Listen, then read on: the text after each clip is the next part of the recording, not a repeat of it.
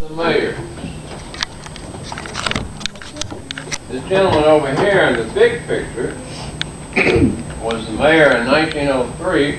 That's over 100 years ago. He was our first mayor. And ironically, until a year ago, we didn't have a picture of him. We didn't know what he looked like.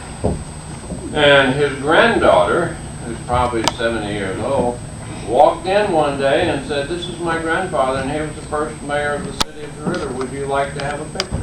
And we said, "Well, yes, we would." So now we have a picture.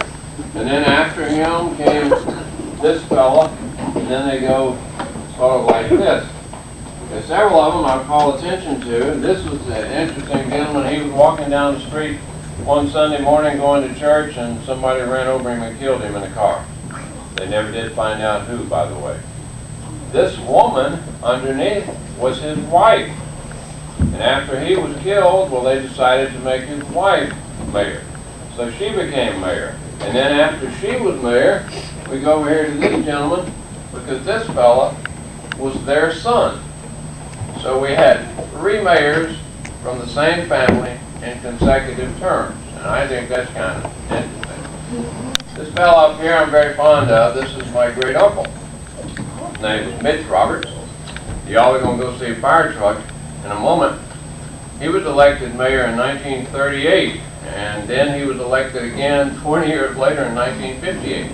And he always said to me, he said, "Ron, first time I was elected mayor, DeRidder bought its first fire truck, and the second time I was elected mayor, DeRidder bought its second fire truck." So you're going to go see one of the fire trucks in a minute. The fellow right here is kind of interesting and was sort of famous in a way.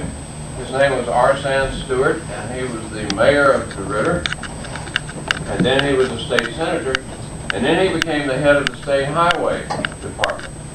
And when I was about your age, he came to my home. I lived just outside of DeRidder at that time, and he came to my home, and I'm about your age. And we were having a barbecue out in the backyard, and he said to me, he said, "Ron," he said, "do you have a BB gun?" And I said, "Yes, I have a BB gun." He said, "Do you have a paddle ball?" Y'all know what a paddle ball is? Yes. He said, "Well, go get them."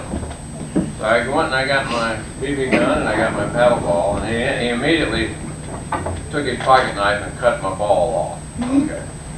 And then he took it and he said, "Ron, you take that ball and throw it as high in the air as you can throw it."